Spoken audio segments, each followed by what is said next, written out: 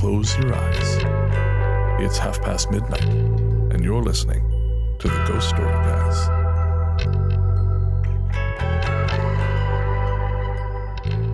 Welcome to the Ghost Story Guys. I'm Brennan Storr. I'm Ian Gibbs. And this is a show where we talk about spooks, specters, and all the other things watching us from the shadows beyond the campfire. Some conversations only make sense after the sun is set, and this is most definitely one. Thanks for tuning in. This is our very first bonus episode. And we're coming to you from that tiny mountain cabin you dream about but can never quite reach. How you doing, Ian? I'm doing well, Brennan. How are you? I am bald and handsome. And I am hoping that this is not a giant disaster. It won't be. No. I admire your confidence. And we have a special guest today. In our very first bonus episode, we have Tori, who is the publicist for Throbbing Wood Public... No. It's Touchwood. Touchwood Editions. No, thank you. I'm married. But... Hi, Brennan. Hi, Tori. How are you? I'm very well. How are you? I'm a little worried that your arms reach away from me. It's like watching a lion and a cheetah just sort of size each other up. I think you are entirely giving me too much credit for my abilities to escape this. Oh, yeah. Okay. Like a warthog and a cheetah? Warthogs are quite vicious. Okay. Like an old sofa. and a cheetah? Yeah. Want to sharpen its claws? Yeah. Yeah, nice. But Tori is the publicist for the publisher of Ian's book, Touchwood, and at Touchwood. At Touchwood. Called Victoria's Most Haunted. Available wherever fine books are sold. Nice job, If Tori. for whatever reason you need something to prop up a coffee table, you want a real book, order a copy of A Strange Little Place, The Hauntings and Unexplained Events of One Small Town, and there's a listing in the back of real books. You can buy any one of those. Is that still available? Yeah, there's like one store in Bahrain still selling it. In Bahrain. Jesus. I don't actually know where Bahrain is. That's over there somewhere. Middle East? Yeah, that's a place over on Langley Street, isn't it? Yeah. The place they sell kebabs. Kebabs, yeah. I think it was, there was a place, there was like Little Lebanon or something, or Lebanon Express. Oh. Yeah, it was... What happened to it? Closed. Oh. Yeah, it looked gnarly. Looked a little sketchy. Yeah, it wasn't good. Do you remember that other place over in the Bay Center, Cleopatra's Bedroom? Mm-hmm. Sure. I never understood what that was about. Like, is there a real need for money laundering, I assume? I was going to say, is there like a sweeping movement of Egyptian motif that's going through the designer world? Because I could not figure that one out. No, I remember I never went in there, but... Me neither. I don't think anybody did. No, I guess that's a point, yeah. Brennan goes in there all the time. That's right. It's Brennan's store. I like to feel silk cloth on me. Fine Egyptian cotton. That's it. It's like a spa for my nips. Oh, gross. Okay. Yeah, see, this is what I deal with. This is what you deal with. You're just going along, and So then it's not any different when you're right in the studio. No. There's no editing magic here. This gross. Yeah, no, that's All right. Just off the cuff. The Egyptian thing, or the money laundering thing, reminds me. There was a place up on Douglas Street years ago. It was a fire and safety store. That was what it was advertised as. Okay. Halbo Fire and Safety. Okay. And in the window, if you look through the window, you would see one single like lollipop sign, like stop sign, a miniature fire extinguisher, and a safety vest in the window. Beyond the window was a wooden desk, and behind the wooden desk was an enormous glass wall with a dragon etched into it. What? And I thought, weird. They don't seem to sell a lot of safety supplies. That's an Did they sell dragons? Well, a friend of mine decided to find out. So she actually went in and said, hey, yeah, I have a company. We need some safety supplies. And behind the desk was an enormously muscled Chinese man with snake tattoos down his arms. And he was looking around because there was literally those safety supplies I've described were the only ones there. That's all they had, yeah. And my friend is looking around. Oh, so do you have anything else? No. That sounds like a legit business to me. Yeah, no. Fronties Pizza. We sell real pizza like a regular pizza place. Right. That's the logo. It was gone a week later. Oh. Wow. Whoa. Yeah. But I figure the giant dragon tattoo, or the giant dragon, and then the enormous snake muscles. I think, there's some kind of something unsavory happening here. Not the fun kind. Not the fun kind. So tell us a little bit about what you do at Touchwood? Yeah. Touchwood Editions? That's them.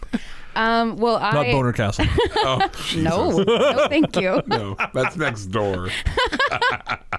There's a lovely Greek restaurant next door. Thank Okay, you. well, either or. I'm just imagining a Greek restaurant called Boner Castle. No, why would you? Why? Why Welcome would you to imagine Boner that? Castle. Oppa. Smashing plates. Or ceramic other things. Oh, why? Why, Brennan? I know. This is it. But Sorry, Ian. And I know. Thank you. Tell us about your job. My job is basically to be once the book starts, I start, Right. or once the book is published, then my job starts. So anytime you see a book on TV or listen to the author talking on the radio, or if it's in the newspaper, or if there's an article about it, or blogs, or sometimes even podcasts, that's my job to get the author onto those things. Ian, or a review podcast is costume. like a radio show you download. Oh. Wow. Yeah, Whoa. I'll show you on the internets later. On the internet, thank you. Yeah. Can we listen to vinyl at the same time? I know the Lord. Okay. You I are like a her. guest. She can stay. Love that song. I should get that pressed to vinyl. Please. Once I'm not broke yes. anymore, I'm going to have to do a limited edition vinyl run. If you're actually doing that, I will give you the digital files. Oh, yeah, I'm not putting the janky tapes on there. Jesus. Oh, man. So now you also would help authors like with a social media presence or anything like Yep, that. I do try to do that. When you set up your website, we had a little meeting about it. But is it a struggle in terms of getting people to do it or follow through on it? Or It kind of depends on if they have a website already and if they already have a good social media presence. I would definitely say if you don't already have social media or like a following, it's really, really hard to create one specifically for the launch of a book. Yes. And unless you can dedicate a bunch of time to creating an online following for all of your social media platforms, then it's you should pick one and stick to it. that's all I could do. Yeah, It took and me that's about great. a year to build up my pretend friends on Facebook. But I'm a real friend. You are a real friend, but otherwise they're all fake. I'm not. I'm pretend. I know. I'm your worst nightmare come to life. But I might do agree have with that. like I fair. do have like Twitter and Instagram, but I never use them.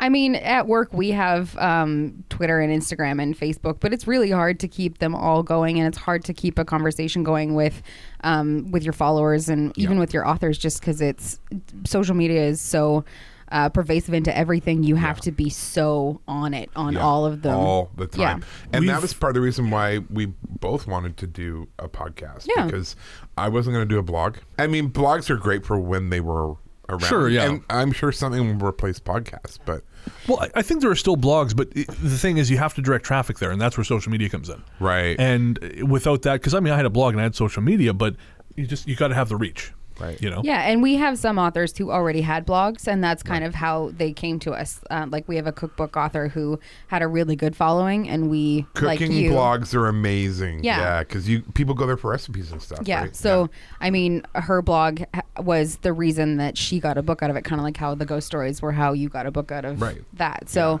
so if you already have a following, that's great. Use your social media. But if you don't already have a massive following, it's almost impossible now to garner a social media for Twitter, especially. Oh, yeah. It's almost Yeah. impossible to come up with a new massive following Yeah. to get anything. And then unless you're going to tweet constantly, it's not really worth it. Ugh. So I guess that leads me to a question I think people might be interested in is specifically if they're looking to publish a book. See, when I published my book, A Strange Little Place, available everywhere fine books are sold. Victoria's Most Haunted, also available wherever. You're cutting out. You're cutting out. The number you have dialed says go fuck yourself. But one of the concerns I had was I knew nothing about publicity. And so I sort of wrote the book and put that out of my mind, just because I knew that if I thought about how am I going to sell this, I would freeze up. Right. So then when I actually had the book written, I sort of went through a list of publishers who do the kind of book I was looking to write. And then I immediately excluded ones that require a marketing plan. Mm-hmm. And is that, would you say that is a common thing that authors really kind of, is there more weight, I guess there is naturally would be more weight given to an author who comes sort of with a pre-existing audience, be it either via social media? I mean, it really depends on the book that's coming in. Right. If it's going to have a following, like the cookbook author, then yes, it's an obvious we should, and it's because she is a great photographer and she had great recipes already. Right. And The a book's following. beautiful. Yeah. And the book is beautiful. So What's the name of the book? it's called All the Sweet Things by Renée Kohlman. There you go. We'll put the link in the show notes. Thank you. Yeah, It's a beautiful book. It is, yeah. And it's perfect for Mother's Day. When is that, by the way? This Sunday, so May 13th. Okay, no. It was perfect for Mother's Day and also belated I should gifts. send my mom a card. And belated gifts. Belatedly. I love you, Mom. It's going to be very belated. I'll send her a text. But if the author already has a following, that's great. But it depends on the kind of book that we're going to get. If it's going to sell itself, and it doesn't really need a following for the author already, then that's fine. Like we get we like to call them rack books in Victoria because we have all these wonderful racks all over town and all over the island and all over BC. I do appreciate a wonderful rack. Oh, you're so welcome. That's how you saw my book in the drugbook the other day, Brennan. That's right. Yeah, there was Pharmasafe sitting right there in front of you. I That turned is around right. like PTSD. It was right there. Boom. But so Yeah. So, I mean, we call them rack books and they don't really we get publicity for them, but they kind of Right. just sell themselves because they're regional content. They're usually regional history or Right. ghost stories like Ian's. Gotcha. And you don't really need to have anybody out there hawking them like in the media because they're tourist books. Right. They sell themselves basically. Yeah, exactly. Right. So it really depends. But I mean, most publishing houses now have somebody that is dedicated to do marketing and publicity, or even like some of them have entire publicity teams and marketing teams. Right. I'm technically marketing and publicity because we're we're a small independent. So Right. So what is the difference between the two then, between marketing and publicity? marketing is more into stores, more or less. Oh, okay. So, and publicity is into the reader's hands. Gotcha. Right. So, I say that I'm marketing and publicity. So everything that, not everything, because Ian's been really great about getting his own stuff too, but a lot of the stuff I've helped Ian get kind of out into the hands of readers. Yep. But for on the marketing side, if you read about Ian's book, like on Amazon, I would have had a hand in writing that copy, Right. and the back cover copy I write, and for our okay. catalog, Right. I help write that content too, and then I don't really go out into stores or anything like that, and I don't really. We do have some books that we do direct to store marketing instead of bookstores because they're very specific or like niche. Right. But What would for instance, be like? What would an example? Maybe not a specific title, but what would a niche book be? for instance, we have a series of cookbooks that use olive oil products, and Oh, okay. so we have been contacting the olive oil stores directly because we have 5 of them, and the first one was kind of built specifically to be used as a tool to sell olive oil in the olive oil stores. Oh, Smart. okay. So it's a recipe book, Yeah. but it's actually just a sales tool for that. Right. And then right. so now we have 4 smaller cookbooks that have the same kind of idea, but they sell primarily in olive oil stores, and like the bookstores obviously are a great supporter of us for that as well, but just because the people who are looking for olive oil cookbooks are in olive oil stores. Makes sense. Of course, yeah, So- no, that makes sense. Do you think, because I know a few people who've self-published their books, which is great. I think they're very, very brave. But the hard part, it's not the writing the book or even getting it printed. The hard part is getting it out there. So Yeah. distributorship is huge. Yes, absolutely. And what do you think? Do you think it is possible to independently write your own book and self-publish and then get it out? It's obviously possible because lots of people do it. Right. There's tons. I don't know how many people are, but there must be thousands and thousands of people who are self-publishing their own stuff, and a lot of it is really good. I mean, we do have actually Disagree. a book. Disagree. A lot of it is really good, especially the one book that was self-published that we picked up and then made into a series. Okay, that's say, yeah, we'll give it that. So in some ways, do you think self-publishing is you can prove you can do it and then you can turn it over to a publishing house where they can distribute it? Maybe. I think for a lot of people, they just kind of, I don't want to say they don't want to put the effort into like pitching it to a house or like waiting, but a lot of people kind of just want to have a book. Right. And they write Right. it for themselves or they write it for their family or they write it for a specific reason. Right. I mean, I know people who have self-published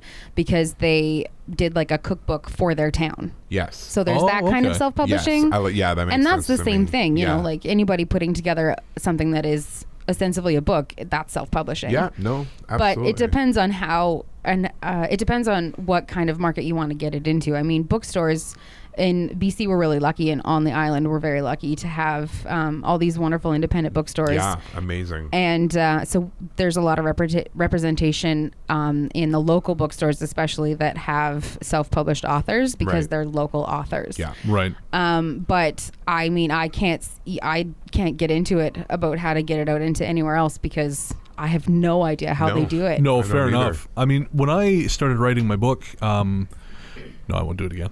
I know you were going Victoria's to Most Haunted. And wherever Fine Books is old. Oh, someone's cut in. It was me. But I really had a very, very dim view of self-publishing because to me, I knew nothing about publishing at all.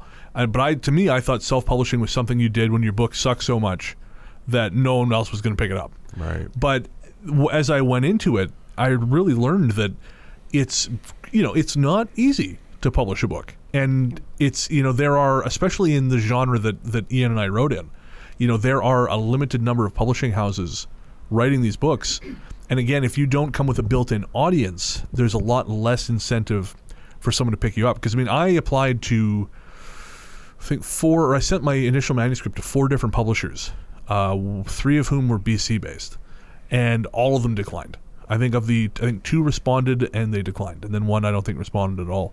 And so I realized that, and some of the self-published books I read, because I did a lot of paranormal reading before I wrote my book, some of the books I read were actually quite good, but they were self-published. Mm-hmm. So it was really eye-opening for me to realize, okay, no, it's not just that. It's not just that they're all schmucks who can't write, and Of course not. Yeah, but it's just that it's such a crowded field now. Yeah. It's harder to stand out. And you have to remember too, I mean, I don't know how long it took or how long you waited between sending in your book and hearing back from publishers, but our house especially, we get submissions daily. Oh, I'm sure, yeah. And I mean, we're working on our season that I'm working on fall still. I'm following up on all fall stuff. Right. I'm fall, working wow. on, because last fall, I mean, Publicity. Yeah. Of course, You want to sell the books that came out. I'm still working on Ian's book, which came out a year ago today. Or not today, a year ago. A year ago this month? Yeah. This month. Yeah. It's old news. We can forget that. So I'm selling personally well. working on all of last year's titles. So there were, I don't know, give or take 15. Right. And then I'm actively working on getting our spring titles out. So Right. we have half of them out already, and then the other half are coming out the end of this month and into next month. Right. And I'm working on all of the marketing stuff and early promotions for all of our fall stuff. So I am not constantly working on like 30 titles, but I am Pretty much. actively working on 30 titles. Wow. And I work on different seasons than everybody else. So Yeah. Right. like our publisher, Taryn Boyd, she's working on acquiring titles into spring and fall 2019 and even 2020. Right. And then our editorial team is working on all of our fall books and even spring books. And then our design team just finished editorial just finished sending all of our spring books to press. So we work in totally different seasons. Right. So it's great. And we always love to get submissions, and a lot of them are amazing. A lot of them are great, but a lot of them are submitted to more than one house at a time. Of course. Right. That's totally normal. So if we don't get to that manuscript and somebody else picks it up, or if we just don't get to it and like say you think that you've been waiting a long time and you decide to self-publish, that's not unusual either, because we can't. We try to get to everything, but it's really hard. We only have a team of 4 people in house. Yeah, of course, right. yeah. So- and I think, my book was published by Llewellyn down in Minnesota, but and they're a big company. But even so, when I met the people on the floor when I was down in Minnesota last year, there's not a ton of them. No, yeah. And so they've got, as you say, a ton, they've been around 100 years. Mm-hmm. But even them, they've got. It was shocking to see how many people there were for the amount of work that they have to do. And I mean, I shouldn't say that we do it all alone, because we certainly don't. We have in-house, we have our publisher, I'm marketing and publicity, then we have an in-house designer and an in-house editor. We do have a ton of freelance staff that we work with, because freelancers, they work when they can. So that's who did the initial editing. Yeah. of mine. Yeah, exactly. So we do have a lot of help, but R.I.P. She's dead now. That's right. Yeah. Shot herself in the mouth. oh no. I'm just sort of imagining dying of boredom, like a skeleton. Easy. Super rough. I know, right? All right, so we're gonna edit that out. But what were we talking about? We were talking about self-publishing. Yeah. Right, yeah, and the So why don't we talentless losers who do that? No, I'm kidding. Why don't we end it with saying to Tori, like, what would you recommend if you're out there and you want to get a book? Yeah, what do you recommend? I mean, if you're some poor jamoke out there who's got his manifesto. Do you have any advice from your position as publicist at Bad Touch?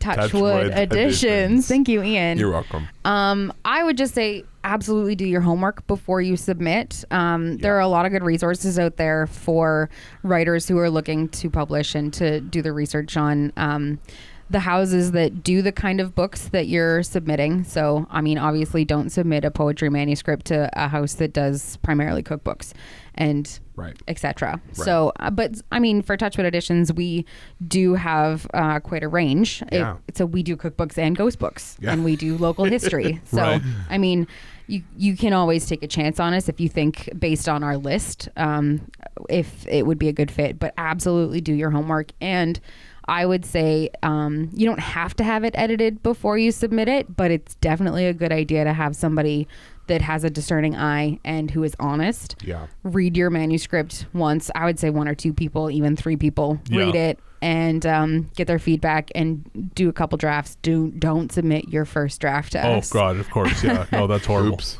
Yeah. You're different. Okay. You're special. Thank God. You're different. But if you're a solicit or if you're sending in an unsolicited manuscript, and just also I would say look up how to write a pitch letter. Right. Don't just send an email that says, "Hi, this is my book attached." Right. That's Bye. not good. Yeah. Yeah, no, that's fair. So yeah, I would just say the 2 biggest things is to do your homework and see who's gonna who would maybe be interested in publishing your book, and then the second one is to make sure that you get somebody who's discerning and honest to give your read through first. It's the second part that's the hard part, because I had someone send me something and I have zero abilities or skills, but they wanted me to read it and give That's them not feedback. true. And You sit in that chair nicely. thank you. And You I can do. drink a good Slurpee. That's what I hear. But I ended up having to read this, and it was terrible. Like, it was really bad. Oh, yeah. And then all I could say was, "Oh, I enjoyed the cats in the book." That was nice, no. because the Yeah. story was terrible and everything was terrible. So what do you do? Well, I found the worst thing you can tell someone is that you're a writer. Right. Yeah. Because then they go, "Oh, I've got this thing I like. I'm a writer too." Yeah.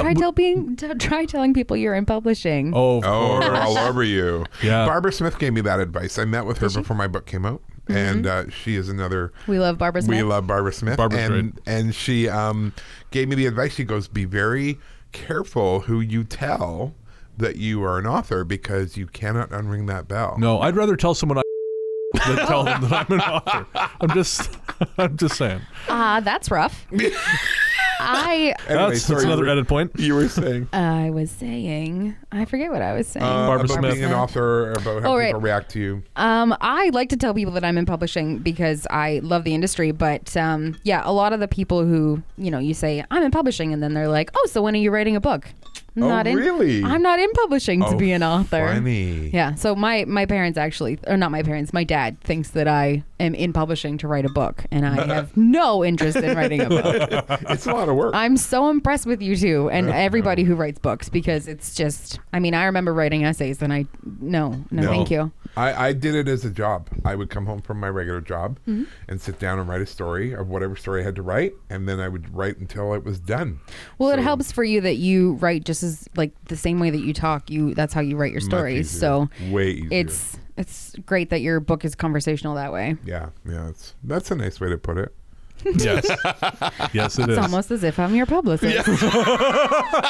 Oh, I see. Right. I Weird. see. Well, I'm going to bring on my... No, I'm not going to do that. She's a lovely lady, but I don't think she wants to be on my show. No. Yeah. I would like to say about the books in your genre, a lot of them have like cheesy covers, and I don't agree. understand that because like your book is the cover for your book, Brennan, is gorgeous. He took that picture. And I know you told me that. Yeah. No, I didn't. Oh, come on, Ian. serious? That whole cover was designed by Llewellyn. There you go. Well, it's gorgeous. Well done, Llewellyn. I don't know how I got that wrong.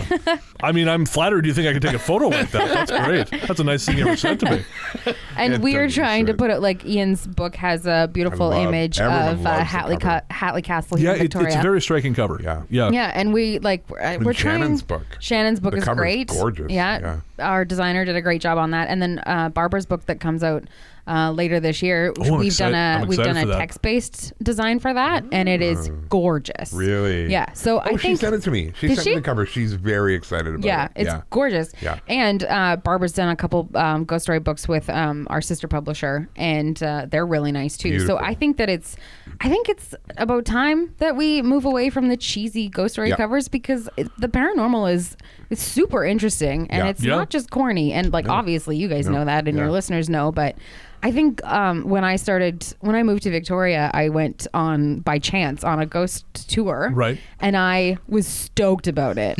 And actually, I'm going on a tour tonight with right. Ian, and it's going to be my 11th Wow. Oh, ghost shit. walk Wow. in Victoria. And it's because I love it. Yeah. And Right. I mean, I listen to them all the time, and then now I listen to other paranormal podcasts, and it's like, it's not just the cheesy, campfire stuff anymore. It's a huge industry. But we do love Jim Harold's Campfire. Yeah. Oh, Just to be clear. sorry. I mean, like when you're a kid and Yeah, you're around the campfire. Yeah. No, I know. No, that's true. And all those stories that I heard at camp that scared the crap out of me. Oh, totally. All right, well, I guess I should let you go because you got things to do, and I'm going to sit here crying in the dark. No. Aw. So a regular little Thursday. place. Yeah. A regular Thursday. No, thank you so much for being here, Tori. This is a lot of fun. Yeah. Actually, you. thank you so much for having me. I had a great time. Cool. Well, that's going to do it for our very first bonus episode. Write us at ghoststoryguys@gmail.com. Tweet me at Largely the Truth. Let's be honest. Because Ian never checks it. No, that's true. Yeah, and Twitter, Instagram, Largely the Truth. And we're on Facebook, of course, Ghost Story Guys. Facebook and Gmail I will respond to. Yeah, Gmail. Well, you're a little behind. Whoa. There's like 4. Back off. All right, arm wrestle time now. I will get on those this week. I believe you. You guys respond to me as soon as I hit send on those, mostly. Well, you're Tori. Yeah, You're different. That's because he wants something half the time. And you're scared of her. Yeah, that Ian's too. the best. That's fine. Brennan is okay. Yes. Well, thank you to Podzontommusic for our intro and outro music. You can find him online at soundcloud.com/Podzontommusic. And that's going to do it. Again, let us know what you think of the bonus episode, things you want to see. This is something we want thinking about maybe doing once a month. It won't all be conversations. Maybe me and Ian talking about movies or, I don't know, knitting. Food. Oh, God, yeah. Like we don't do enough of that in the main show. Knitting? That's the first Are thing you a came- knitter? No. If you are, I want to be part of that conversation. Brennan and I making scarves for tiny dogs. That'll be right. what it is. Crocheted ghosts. Yes, Yeah, of course. I like it. All right. Well, we'll be back in a week with our next episode. We'll see you then.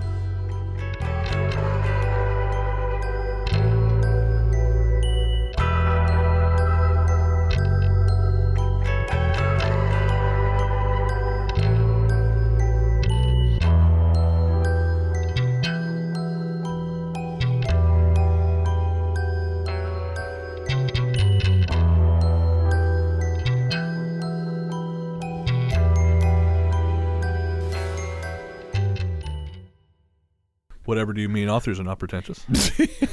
Har, har. Especially not these two. No. You know what Handsome, I virile. bought Brennan for his birthday? A shirt with my book on it. Did you really? Because the reason that I knew to email Ian about the rights for his cover is because I listened to your podcast, not because Yeah, Ian emailed I figured. me. Yeah, I That's figured. amazing. Yeah, I figured. Yeah, I forgot all about it. Like, I know you did. All right, so I think we're good. It's coming out. You're gonna have to take that one. You out. will. It's coming You out. wouldn't Thank you. believe how much gets edited. Oh, yeah, out. yeah. Like if we ever put on everything we say, we'd both be in jail. Yeah,